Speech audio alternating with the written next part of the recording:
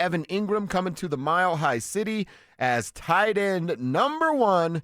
And here's how the deal breaks down for Evan Ingram. It's a 2-year deal worth $23 million. In 2025, he's going to get an $8 million signing bonus, a salary of just south of $3 million, $500,000 roster bonus. That equals the $11.5 million fully guaranteed deal. And then in 2026, it's about an $11 million salary. Only 5 of that is fully guaranteed. The same roster bonus at $500,000, and it also equals a total of $11.5 million. They've just broke it down a little differently to take a bigger hit next year when the Russell Wilson money is officially off the books. Right. Cecil, you and I both absolutely love the deal. I haven't heard anybody have any doubts about this deal or what the Broncos have done in free agency. Evan Ingram, just the latest piece to make this free agency wave 1 and 2, now that we're at 3, a freaking A+ for the Denver Broncos and George Payton with Sean Payton. Yeah, an absolute A+. Smash it out of the park, grand slam for George Payton and the Denver Broncos, because you get a guy who's not the same player that he used to be, but is way better than anything you've had at the tight end position. And not because you're desperate, and you're kind of desperate, but you get the guy for a great price. He barely makes more than Juwan Johnson. And I'm here to tell you, I'm not saying like 100 times better, but he's better than Juwan Johnson. Even though Johnson's a younger player, it's not like Evan Ingram's old. Mm-hmm. It's not like he's over the hill. It's not like he's washed. I mean, Evan Ingram's just body type is going to allow him to do a lot more. Right. And the way that they're going to utilize him is simply outstanding, and it's something that you have to look at if you're the Denver Broncos. And it was Next Gen Stats that put it out there. And Evan Engram led all tight ends in both receptions and yards from the slot over the last 2 seasons. Under Sean Payton, the Broncos tight ends have run 52.3 of their routes from the slot, the 5th highest rate in the NFL. However, if we remember Jimmy Graham, when he was franchise tagged with the Saints and wanted to be placed as, I'm a receiver because I play slot receiver. And Kev, look up the number if you can, the number of snaps percentage-wise that Jimmy Graham played in the slot when he was franchised, because I believe it was 80%. So we're talking about the Broncos tight ends lining up in the slot 52.3% of the time. That's 5th highest rate in the NFL. Brother, they're going to be number 1. They will be number 1 with Evan Ingram. Evan Ingram, most tight ends aligned in the slot receiving yards since 2023, 957 yards, more than Travis Kelce, more than your partner Trey McBride, more than George Kittle, more than Kyle Pitts. It, in fact, is number 1 in the league. And, by the way, how many games did he miss last year? 8. Yeah. Or no, 8 in the last 2 years. I think it's 4 and 4. Yeah. Uh-huh. So 8 in the last 2 years, and he still leads the NFL with almost 1,000 receiving yards from the slot. And I love, dude's going to blow it up. I love the fact that Sean is still doing it. He just didn't have the horses to actually run in that race that he wants them to run in. Exactly. And now you do. So I absolutely love those numbers. Man, and you think about that with what he's going to line up in the slot, him recognizing a mismatch pre-snap, Bo recognizing a mismatch pre-snap, how quickly Bo gets that ball out of his hands.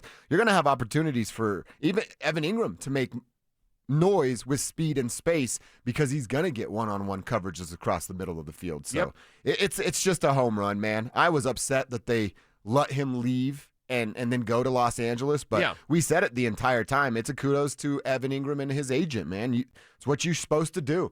You're supposed to get leverage. You're supposed to play the game. They did it beautifully. I'm assuming they got more guaranteed money. When we talked to Mike Kliss at 115 today, maybe we can ask him about that. But it was a beautiful play by Evan, and then the Broncos ultimately got their guy. So why would you blame a guy like Evan Ingram if you got a few more $1 million out of George and Sean Payton and old Greg Penner upstairs? Yeah. Broncos got their guy. Evan got a bit of a pay raise. This is a win-win-win for everybody. And I believe this is the best tight end situation they've had since Julius Thomas. Now, our friend Andrew Mason said the Broncos leaders in receiving yards among tight ends will go from 2015 till now. So Owen Daniels, we like Owen, but it was 517. Virgil Green, who I still at Super Bowl 51 when he told me, like, I'm the best tight end in the league. Oh, okay. You do you, buddy. 237. 2017 was A.J. Derby. People will struggle to even remember A.J. Derby. 224. Guy works in professional sports, never heard of him. 2018, Jeff Hireman. Used to call him the Flash. Yeah. That's not a nickname we can explain. 281 yards. Noah Fant for 2 years, 2019, 2020, 562, 673, good. Noah Fant 2021, 670, good.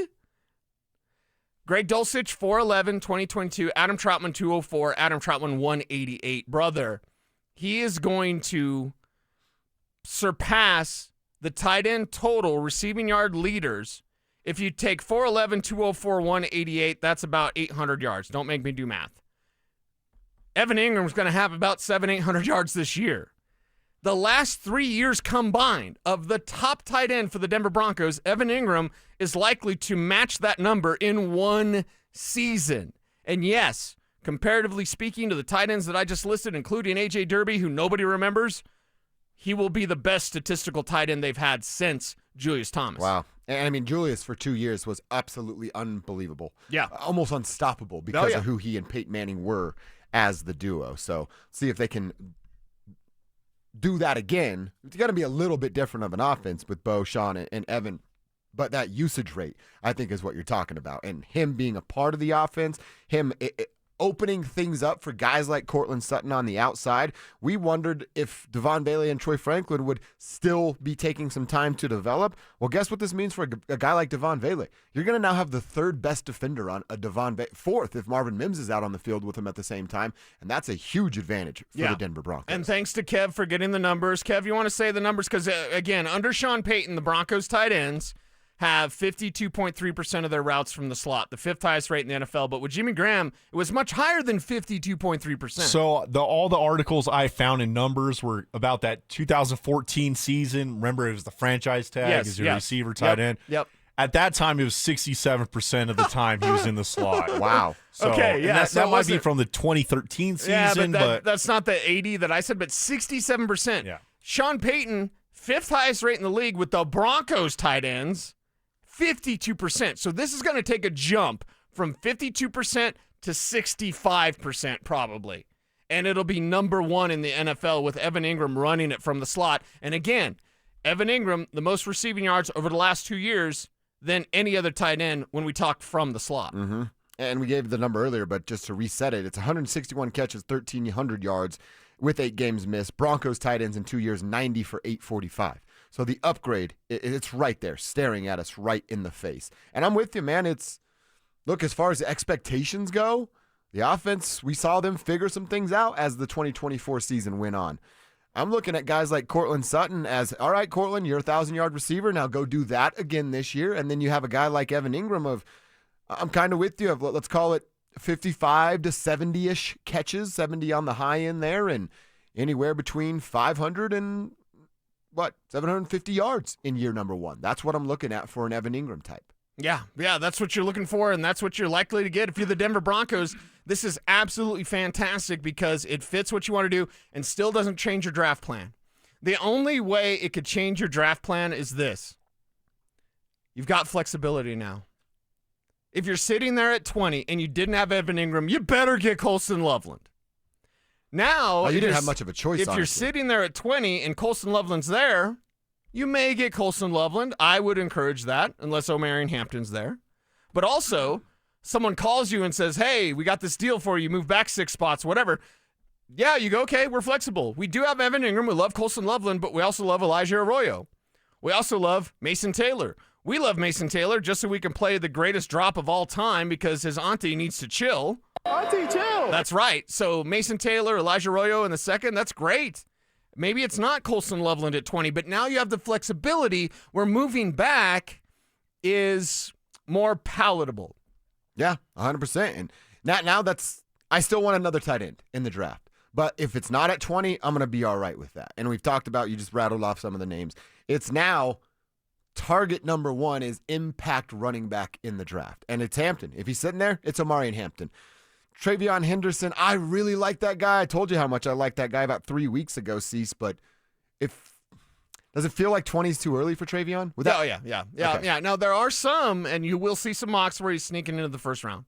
But like point blank period. 27, 28? Sure, yeah. Okay. But again, if you move back, now the Broncos are at 26. Oh, man, they moved back. Yeah, Travion Henderson. You collect other picks, You move back, you're at 32. Howie Roseman really wanted somebody, and he couldn't get him at 32, so he trades with the Broncos because you know Howie wants to trade. Howie's probably talking to George Payton right now because Howie Roseman's always talking to other GMs because all he wants to do is trade. So, oh, man, the Broncos are picking at 32.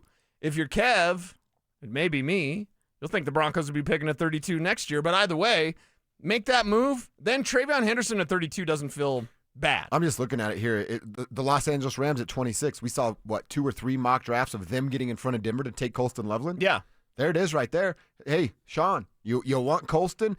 Give us 26 and then give us wherever you're at in the second or third round. They package their second and third to go get the running back, the tight end in that case that they've liked in the second round. Yeah, exactly. You've got options.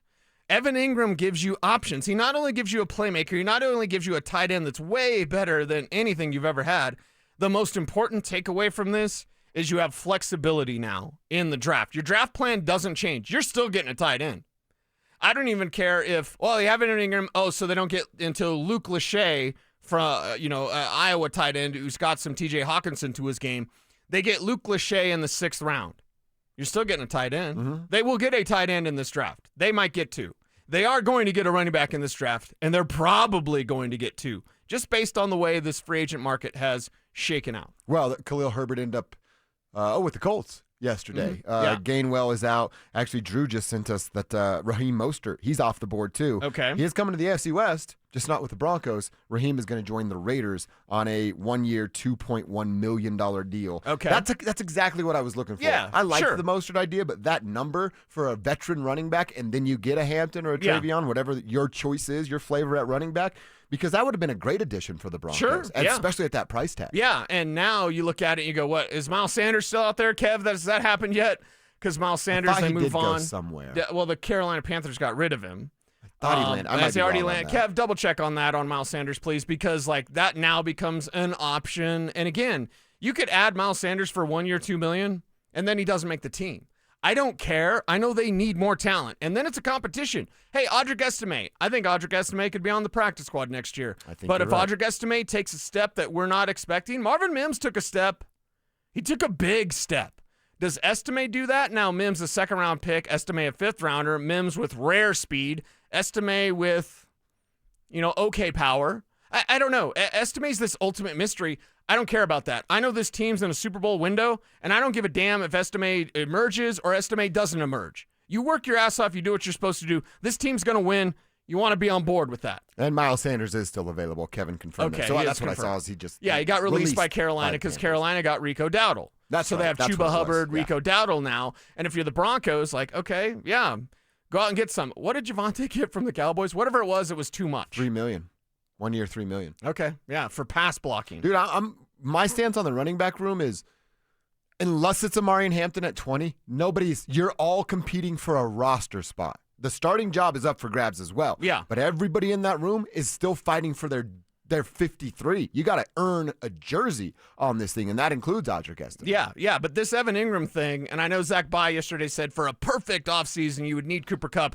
You don't need Cooper Kupp for it to be perfect. It already is. Yeah, I don't even think I want Cooper Kupp. I'm not. You going to do a confession on that? No, I did do a confession today on my Twitter at Joshua Dover. It was something that was weighing on my mind heavy yesterday that we learned on the show about. I'm basically a don't be that guy. Yeah. Sometimes you're like that. Yeah, but I learned. All of us are and like I'm going that. to change. Right. I'm going to be better because of it. Sometimes I take up 2 parking spaces because I'm late and traffic was terrible on C470. I'm just going to park. Yeah. I'm just going to park. Well, at least you're doing it because you're in a hurry. Stokely takes 2 parking spaces because he doesn't want anybody near his vehicle. All right, I get that. I almost did it this morning. You guys know where Stoke Park's over here now? He's got this new little spot. Secret spot. And I almost did it, but I didn't want to get a ticket. And then I work here, and I don't want to get yelled at again. So he parks in this little spot that's only his. And then there's the little X out. You can't park there, and the 2 spots next to his. I just wanted to park sideways so that he had to maneuver to get out of his own parking spot. He'd have been so pissed because he was playing golf today, and then it would have affected his timeline. You're right, yeah. And then he gets crazy about it. Yeah, he would. I got scared. I didn't want to park illegally. One time, years ago, somebody was parked illegally, and this old lady was trying to get in her car. and the guy had parked so much so that she couldn't even get to her door. Oh, trying that's to put her groceries away. jerk move. So me and my crew were crewing up. Yeah. And then Big E was probably involved. And it was like a VW bug. It was something smaller, right? Mini Cooper or something. So we just got us like 3 or 4 guys, whatever it was. We just picked up the car. Nice. And we moved it. Yeah. Just the tail end. We bench lift the car. No, we just took the ass end of the car, picked it up, slid it over so this old lady could get in her car and back out. My buddy James used to date this girl that, she worked somewhere that we were all hanging out. And then on the way home. Were there a lot of single dollars involved? There was, yeah. Okay. On the way home, her car got a flat, and the same thing. There was like 6 of us piled up in the back. And, it's like 2, 3 in the morning. They're like, what are we going to do, man? Like, let's all get out and hold that thing up. James, it's your lady. You fix the car. We hold the car up. Boom. Got it done. Quick, too. And then James got it done. Yeah. In every which way, Kevin. Just like Adam. That's so weird. It's weird. Yeah, it is weird that he said that. Got the job done, Kevin. In every which way. When I see Adam at the owners' meetings, I'm going to give him crap about that. He's going to give me crap about something, but I'm going to give him crap about that. All right, it's 303-713-1043 on the RamosLaw.com text line. Tell us how you feel about the addition of Evan Ingram. The other question that comes with that, we kind of hinted at it there, the Marvin Mims stuff. Like, is his role dialed back? Does he just have the same amount of touches in a different way? Is he now just a true slot receiver, a guy that gives you speed on the outside, or is he still a guy that you imagine coming in here and you see him in motion out of those dirty bunch formations that can either take the ball on an end around, still possibly line up in the backfield at times? Do you think Marvin Mims' roles change significantly because of Evan Ingram's addition? No, not at all. Not at all. No, not really. I mean, slot time is going to be slot time, and it will be Evan Ingram time, let's say 65% of the time. It works every time. Well, what about that other 35%? Plus, I want Marvin Mims attacking on the outside. I mean, he can be a speed slot guy, but mainly when you think of slot receivers, you think of like a Cooper Kupp or a Brandon Stokely or whatever. Mm-hmm. Like, yeah, okay, Mims could do that, but also is he more dangerous? Again, declaration of influence. Is it more influential to have the little guy, Marvin Mims, run into traffic, or is it more influential to have him on the outside and just take the top off the defense so that safety has to stay back? Yeah. Because you don't let anything behind you. Marvin Mims will get behind you. Right. So for me, it's like, I think it's hyperbolic to say it won't change it at all. Yeah. But Mims is versatile enough where he can be slot, he can be outside, and I actually prefer him on the outside. Throw him in the slot, throw him in the backfield still. Mm-hmm. Marvin Mims, that's the great thing. We don't even know. Well, I always ask the question, have we seen the best of blank? Have we seen the best of Marvin Mims? No, no, not at all. And where's that ceiling? I mean, he could be a 1,000-yard receiver, and it could be on like 50 catches. He's that type of receiver, whereas yards per catch could be heavily inflated because of his speed. Well, think about that outside spot that you're talking about. And Adam Chapman's still on the team there, so he'll be used in a blocking role, like just little quick screens to the outside of Marvin Mims. They saw, you put him in motion in that swing screen that he had a lot. Yeah. Still expect him to be involved in that kind of plays a bunch, but just those little quick step back, plant my foot, ball comes quickly over from Bo Nix, and now you're working and you have one man to beat. They try to do that with Jaleel McLaughlin a ton of times. The problem is he couldn't beat that one man. Marvin Mims showed that ability late last year. Yeah. I'd love to see him get more of those touches. I'd love to see Marvin Mims used in any way possible. In fact, maybe a different conversation or more like closer to the season conversation. I think Troy Franklin gets in the way of Marvin Mims' development more so than Evan Ingram. Really? It's a different position. Mm-hmm. I know they're both jokers. I was just thinking touches. But Mims was the joker by default. He's not your true joker that Sean Payton wanted. Sean Payton wanted an elite receiver that plays running back or tight end. Well, that ain't Marvin Mims. He's a wide receiver. Now, elite receiver that plays running back or tight end, got that, Evan Ingram. Mm-hmm. Now find that running back, have 2 jokers, my man, hook it up. George Payton, he will hook it up for Sean Payton. So with Marvin Mims, I think the conversation's more about, does Troy Franklin take enough of a step that now he's getting some of those outside speed rolls that take away from Marvin's outside speed rolls? But that's like a July, when we get back from vacation conversation. Lots of vacation. All right, let's. Is your birthday in July? It is. Yeah, the end of July. Oh, so we'll be back-ish, close to being back? We'll see. Okay, well, I want to celebrate your birthday with you. Oh, at that'd be least, great, At yeah. least, drop you off a present. I'm not Sean Payton, but I got I got ideas. Well, and I we'll- think we wear the same shoe size, which is great. Oh, that is nice. We'll be in the new house by then, too, so maybe we just have Maybe people we're over. neighbors. Yeah. Be exciting. It's an exciting time. We're about to start looking at places, and it's exciting, you know? Nice. Exciting times in Broncos country. That's right. Right, they're looking at places. It's called Santa Clara. Gonna be there for the Super That's Bowl, good. right? Like, That's and this good. Evan Ingram move, you said it, and I'm glad you're coming around. Not because I want us to do Homer Radio. One, we can tell the truth on this station. Thank God for that. Amen. But two, the AFC West can be theirs. I mean, dude, the Chiefs are declining, right? Mm-hmm. The Chargers are a legitimate threat. And the Chiefs will still be dangerous because they have Mahomes and Andy Reid. Of course. Yeah. I'm just saying they're not this, like, they're Right. not Goliath anymore. Unstoppable juggernaut. Right. How do you get past? Well, I mean, you'll be a wild card. Really? Maybe they'll just be the AFC West champion. I told you, they're Xerxes. They taste their own blood for the first time last season. You know what I mean? It's they are human. They're going to make them bleed sooner rather than later. Hopefully, well, Xerxes did win in 300. Hopefully they're not White Goodman, where it's like, nobody makes me bleed my own blood. And he jumps on a scooter. Say, Michelle!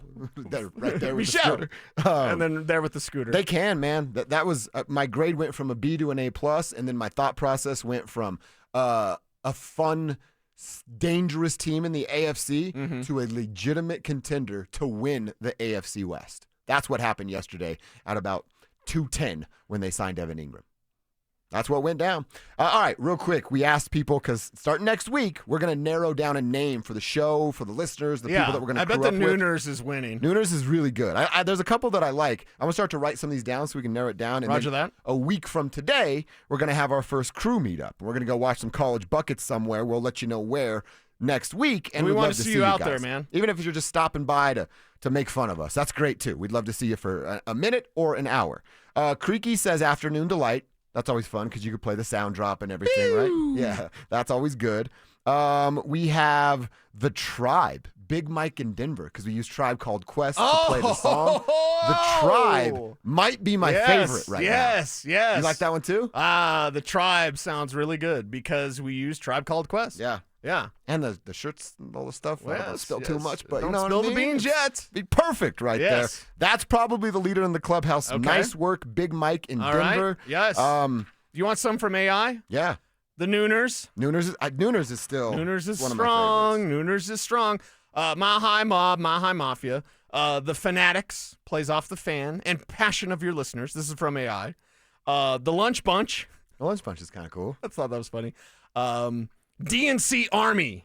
Whoa, nice. I was like, okay. I mean, sure. Yeah. Midday Mayhem captures energy and excitement. So when I talk to AI, I'm always nice to AI. Yeah. I don't know why, but I'm like, when the robot overlords take us over, I don't want them to kill me. Yeah, because you see iRobot. That's why. Exactly. Yeah. Or maybe if they do get rid of me, it's like last, like, well, that guy was nice to us. Let him live a little bit. So I always say when I jump on ChatGPT, I'm like, I hope, because I want people to be nice to AI, because people probably aren't nice to AI. But I'm like, how are you? People aren't nice to humans. They're definitely not nice to AI. Have you been online? Have you seen my mentions? This one says, hey, Cecil, I'm doing great. Hope you are too. What's up? Something on your mind? Dang. And I said, hey, we're, thought about Fan Family or Midday Mafia to name our listeners. Do you have any ideas? And ChatGPT says, Dover and Cecil is thriving. How does AI know that? Nice. Thank you, AI. Can AI tell our sales department and Amanda? AI loves this show. We're thriving, guys. Robot loves this show. Love the idea of giving your fans a name. It builds a real sense of community. Thanks, AI. The Noon Crew from Eddie. He's up in Northland. Noon so Crew. You'll always be considered. Noon Crew. You love this one. The Midday Fan Fam. Bam! They Bam. added at the end Done. there, so that's always good. Oh, the Stooges. I don't think we're going to go with that one. Let's go against the Stooges. Okay. But again, start to think of some names, throw them our way, and we'd love to see you a week from today. The Tribe. I like the Tribe.